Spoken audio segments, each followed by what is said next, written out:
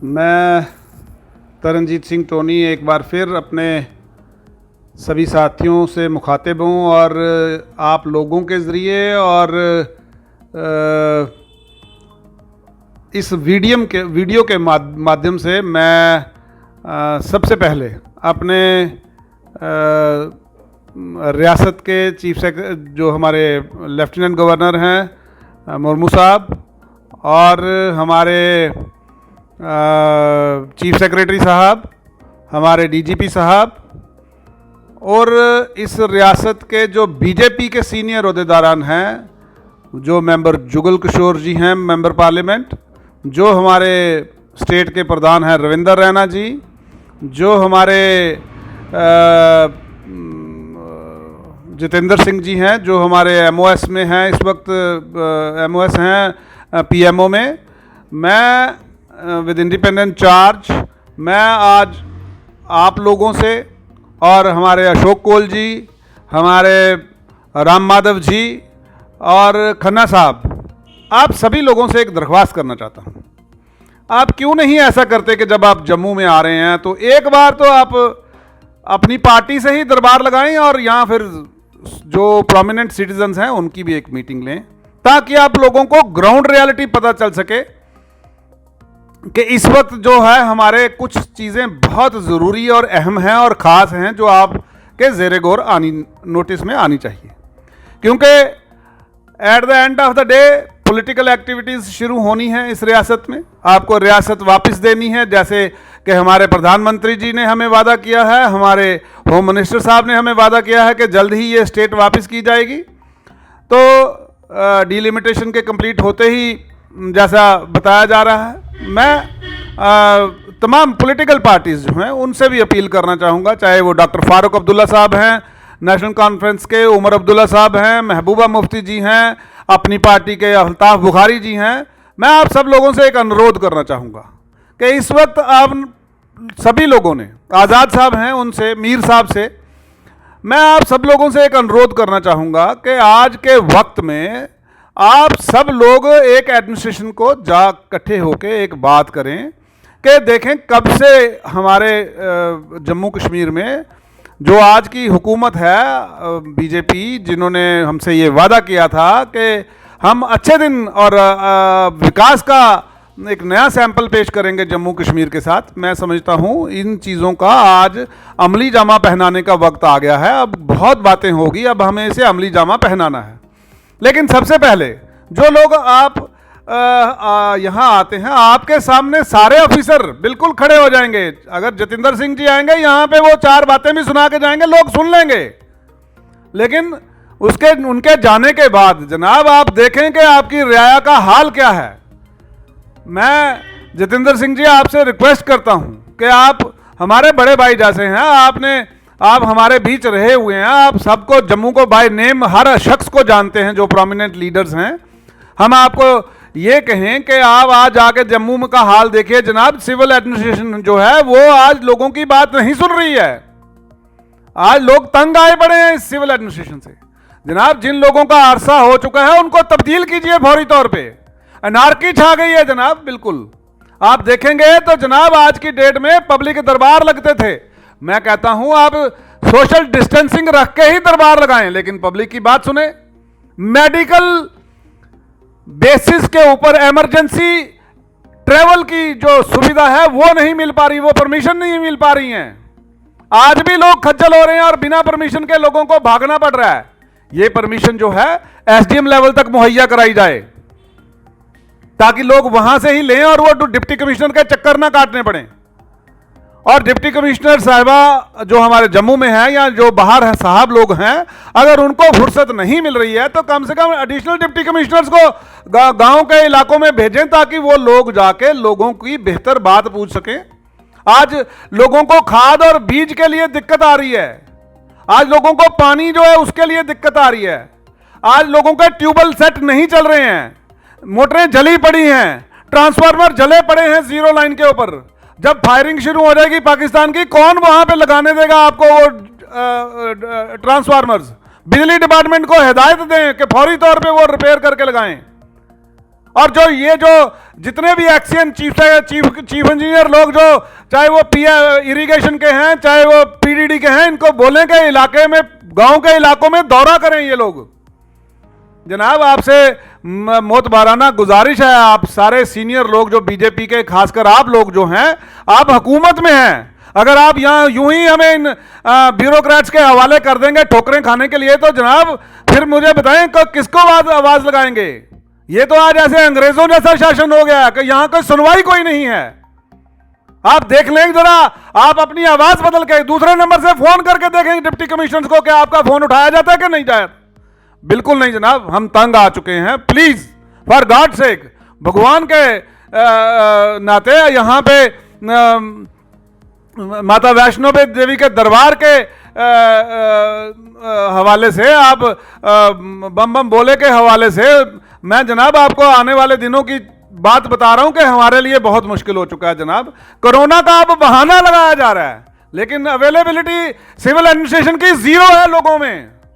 अगर मैं फिर कह रहा हूं, अगर डिप्टी कमिश्नर अपने ऑफिस से नहीं निकल सकते, क्या एडिशनल डिप्टी कमिश्नर भी नहीं निकल सकते गांव के इलाकों में? तो जनाब इसको ऊपर तवज्जो दें।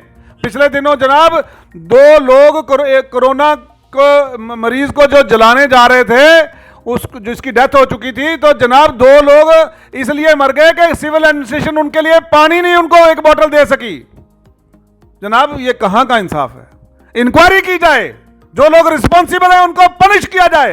दे should never be posted on prominent places, those who are responsible for it. अगर जनाब आज सिविल एडमिनिस्ट्रेशन कोई पॉलिटिकल गवर्नमेंट होती तो देखते ये कैसे होता। और एक दिन आएगा, ये जो लोग आज हुकूमत के नशे में चूर होकर, आज मैं देखता हूं एक्स मिनिस्टर जो बीजेपी के हैं उनके भी फोन उठाना बंद कर चुके हैं। एमएलएस का जो हाजिर थे उनका फोन उठाना बंद कर चुके हैं। एक दिन वक्त आएगा, आज ये समझते हैं कि सब कुछ दिल्ली से होना है तो हमें लोकल लीडर्स की पूछताछ ही बंद कर दी है। ये आप गलतफहमी में हैं, आपको जल्दी पता चल जाएगा। जब सियासत में पॉलिटिकल हालात दोबारा आएंगे, आपको इन्हीं के दरवाजे पे दोबारा खड़े होना है, क्योंकि लोगों की सेवा के लिए आप हैं, लोगों की सेवा के लिए सियासत वाले लोग हैं। हमारा कोई जाति मसला नहीं है, कोई जाति दुश्मनी नहीं है इनसे। लेकिन हम दरख्वास्त करेंगे जितेंद्र जी से कि आप आएं और एक सिविल एडमिनिस्ट्रेशन के और प्रोमिनेंट सिटीजन की मीटिंग लें, जिसमें हम आपको बताएं खुल के, जनाब अब बहुत सारी बातें ऐसी हैं। जम्मू कश्मीर के हिस्ट्री में कब कोई जज सिख जज बना होगा?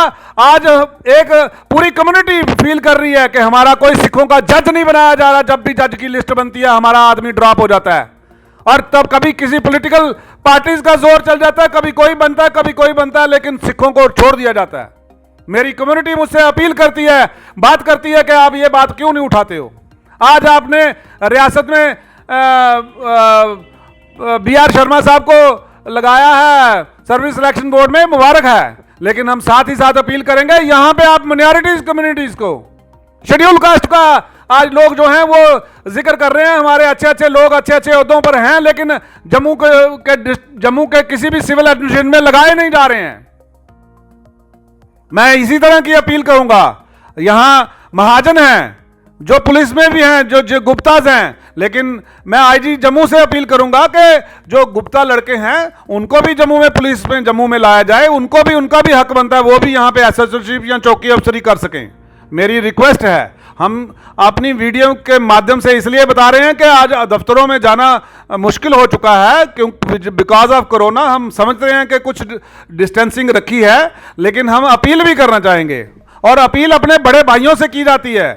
तो मैं आज समझता हूं कि बहसते मैं एक इस रियासत का जिम्मेदार नागरिक होने के नाते मैं अपने तमाम भाइयों से, हमारे सियासी इख्तिलाफ जो भी हों, लेकिन हम हमारे किसी से सोशल इख्तिलाफ जो भी हों, लेकिन हम एक जगह पर एक हैं। हमें जम्मू कश्मीर की रियासत की बहाली चाहिए, हम जम्मू कश्मीर की रियासत का भला चाहते हैं, हम जम्मू कश्मीर की रियासत का जो है अच्छा वक्त की कामना के लिए हम आज सारे बैठे हैं। मैं चाहूँगा कि आप सब लोग एक इकट्ठे होकर एक अपील करें। तो मैं जतिंदर जी से, खासकर जो पीएमओ में मौजूद हैं, उनसे एक दरख्वास्त कर रहा हूं कि आप जब भी जम्मू में आप पहली फुर्सत में आए, आप एक सिविल एडमिनिस्ट्रेशन जो जम्मू के प्रोमिनेंट लोग हैं उनकी मीटिंग रखें, पहले अपनी पार्टी की मीटिंग लें। जो मैंने बातें कही हैं अगर वो गलत हैं तो जनाब बीच चौराहे पे खड़ा करके जो सजा देनी है वो मुझे दें। लेकिन आज की डेट में आपको ये बता दें कि बहुत नाइंसाफियां हो रही हैं। जो सिविल एडमिनिस्ट्रेशन है ये गांव तक नहीं पहुंच रही। हमारी बहुत सारी दुश्वारियां हैं। पूरा मेरा बॉर्डर का इलाका, वहां के ट्रांसफार्मर जले पड़े हैं, वहां की मोटरें जली पड़ी हैं, वहां की पानी वाली मोटर खराब पड़ी है, ट्यूबवेल खराब पड़े हैं, लेकिन कोई ध्यान नहीं दे रहा है। जनाब जो हमारे चीफ इंजीनियर लोग हैं, ये एसी लगा के एक्शन लोग बंद कमरों में ऐश कर रहे हैं, लेकिन गांव के लोगों का पता नहीं लेने जा रहे हैं। और इसका सीधा असर जो है लेफ्टिनेंट गवर्नर साहब आपकी एडमिनिस्ट्रेशन पे आता है। आप लोगों को हिदायत दें, चीफ सेक्रेटरी साहब, आप लोग अगर धूप में निकल के दौरा करते हैं, मैं देखता हूं आप आते हैं रेलवे स्टेशन दौरा करते हैं, तो इन लोगों को क्या तकलीफ है, ये लोग वहां नहीं जा सकते। ये चीफ इंजीनियर किस बात का चीफ इंजीनियर हैं? जहां सड़कों पे खड्डे पड़े हैं, कल 2 लड़कों की मौत हो गई है 3 दिन पहले, वहां पे एक इतना नीचे वहां पे झुकाव बना पड़ा है, वहां पे आईजी ट्रैफिक आए, आईजी एसएसपी ट्रैफिक आए, बाकी पुलिस के आईजी साहिबान आए और उन्होंने आके जायजा लिया। उन्होंने जाके चीफ इंजीनियर जो रोड्स वाला है उनको बोला होगा, लेकिन क्या कर रही थी ये वो उनका जो रोड का चीफ इंजीनियर है वो क्या कर रहा था R&B का? वो क्यों नहीं आया बाहर? उसको क्यों नहीं नजर आया? क्यों हमारे नौजवान बच्चों के शहादतों का इंतजार कर रहे हैं जो एक्सीडेंट में मारे गए? कुछ होगा कसूर, उनकी स्पीड भी ज्यादा होगी। लेकिन मैं फिर कहूं, अगर वहां पे सड़क ठीक होती, ये हादसा ना होता, हमारे बच्चे न मरते। मैं इन्हीं बातों के साथ ज्यादा कुछ ना कहता हुआ आप सबसे अपील करूंगा कि एक मीटिंग लें जहां आपको हम लोगों को खुल कर बता सकें। आप प्रोमिनेंट सिटीजन्स की मीटिंग रखें। आपने अपनी पार्टी की मीटिंगें बहुत ली होंगी जतिंदर सिंह साहब, लेकिन आप हमारी प्रोमिनेंट सिटीजन्स की मीटिंग लें ताकि हम खुल को बातें बताएं, ताकि और सिविल एडमिनिस्ट्रेशन के लोग भी सामने रखें। हमें कोई हमारा ACR इन्होंने नहीं लिखना है, हमारे APR इन्होंने नहीं लिखने हैं, हमारे लोगों ने लिखने हैं। तो हम चाहते हैं कि हम इनके सामने जहां इनकी गलती होगी इनके मुंह पर निकालने का दम रखते हैं। हमने कोई चोरी चकारी की राजनीति नहीं की है जो हम इनसे डर के बैठे। हम इनके मुंह पे बोलेंगे जहां गलती होगी। ये चीफ इंजीनियर से हम आज मैं सख्त करवाऊं, चाहे वो PHE के हैं चाहे वो PDD के हैं। ये लोग बंद कमरों में बैठे हैं, ऐश कर रहे हैं AC लगा के, और कोरोना के नाम का बहाना बना के घरों में बैठे हैं, और ये दफ्तरों में भी कम जाते हैं। सिर्फ इनको हिदायत करें कि गांव में जाएं और लोगों का जो काम है वो देखें। जहां मोटरें जली हैं मोटरें लगाएं, जहां लोगों का पानी की जरूरत है पानी दें। जो नहर का चीफ इंजीनियर है वो भी जाए, वो भी देखे। ये सब लोगों का काम है। इस वक्त किसान का वक्त है, किसान की पैरोकारी करें, उनकी देखरेख करें, उनको खाद बीज जो चीज़ की ज़रूरत है वो दें। जब जैसे ही पाकिस्तान ने अपनी फसल लगा ली पैडी की, हर बार वो अपनी फायरिंग शुरू कर देता है, फिर हमारे लोगों को लगाना मुश्किल हो जाएगा टेल एंड पे। बहुत बहुत शुक्रिया, बहुत मेहरबानी। कुछ किसी के मेरे लफ्ज़ों से किसी की शान में गुस्ताखी हुई हो, किसी को चोट पहुंची हो, मैं उसका क्षमा याचक हूं, लेकिन मेरा कतई कोई ऐसा मकसद नहीं कि मेरे लफ्ज़ों से किसी को ठेस पहुंचे। लेकिन मैं ये बात बताना चाहूँगा कि आप जब भी ट्रांसफरिंग करें सिविल एडमिनिस्ट्रेशन में, आप ख्याल रखें उसमें सिख भी हैं, उसमें शेड्यूल कास्ट भी हैं, उसमें बैकवर्ड क्लासेस के लोग भी हैं, ताकि उन लोगों को भी लगे कि हाँ हमारे साथ इंसाफ हुआ है, हमारी भी आवाज़ सुनी जा रही है। मैं इन्हीं सब शब्दों के साथ आपका ज़्यादा वक्त न लेते हुए जय हिंद, जय भारत। जय भीम साथियों, मैं RK Kalsotra, state president, all India confederation of SC ST OBC organisations. आज सोशल मीडिया में मैंने सरदार तरनजीत सिंह गुजराल जी की एक वीडियो देखी। मैं उस वीडियो का समर्थन करता हूँ। सरदार तरनजीत सिंह गुजराल साहब ने एक एक बात पते की है। 370 हटने के बाद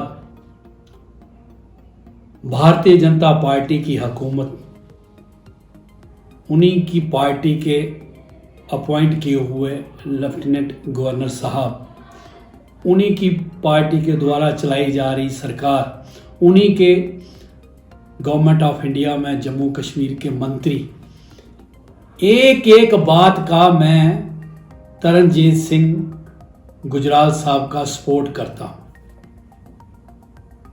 बिजली नहीं, पानी नहीं,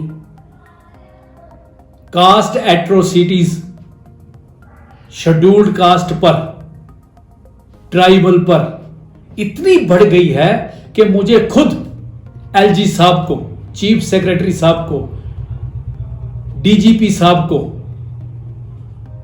नेशनल कमीशन फॉर एससी को लिखना पड़ रहा है। और बार बार मैं इस भारतीय जनता पार्टी का वेलकम भी कर रहा हूं कि इन्हीं के द्वारा national commission for SC ST की ज्यूरिडिक्शन जम्मू कश्मीर में बढ़ी, लेकिन इसी के साथ साथ अत्याचार भी बढ़े। अगर किश्तवाड़ में शेड्यूल्ड कास्ट सरपंच पर कास्ट एट्रोसिटीज हुई है तो भारतीय जनता पार्टी के बीडीसी चेयरमैन ने की है। अगर भद्रवाह में सरपंच शेड्यूल्ड कास्ट लेडी पर बदतमीजी की गई तो भारतीय जनता पार्टी के डिफीटेड सरपंच ने की है। अगर रामनगर जैसे इलाका में शेड्यूल्ड कास्ट के घर पर हमला किया गया, उसकी जमीन लूटने की कोशिश की गई और बाद में मारा गया, अस्पताल में लिया गया, अटेम्प्ट टू मर्डर के केस लगाए गए, कुछ नहीं किया गया। अगर लंगोटिया गांव में शेड्यूल्ड कास्ट लड़के को घर से बुलाकर सड़क पर मारा गया, मार कर चले गए, वो तो बच गया, उसको जान से मार के, पुलिस ने कुछ नहीं किया।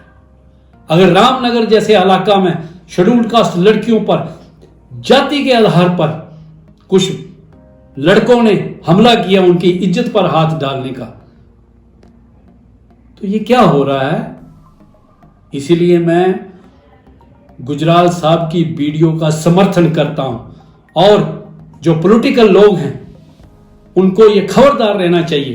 पॉलिटिकल प्रोसेस तो स्टेट के अंदर होगा, कितनी देर इंतजार किया जाएगा? लोग बात कर रहे हैं।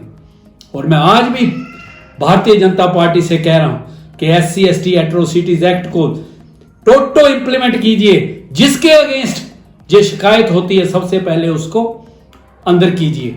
अगर आपको लगता है कि आपका कैंडिडेट जो है उस पर गलत रिपोर्ट हुई है, जांच अदालत करेगी, मानदानी का आप उस पर केस करना, लेकिन पहले उसको बचाना। आज तक कुछ नहीं हुआ। आज 22 मई से यह काम शुरू हुआ है इस रियासत के अंदर, तो इसलिए मैं इनकी बातों का पूरा समर्थन करता हूं। जो उन्होंने कहा है यही हाल ग्राउंड पर देखा जा रहा है। और अभी अभी मुझे ये खबर आई है कि मेरे एक ट्राइबल गद्दी भाई का रामनगर में मर्डर हो गया है और पता नहीं चल रहा कौन उसको मार गया है। तो ये तो जस्टिस मिल रहा है हमें इस 370 जाने पर और SC ST एट्रोसिटीज एक्ट के लागू होने पर।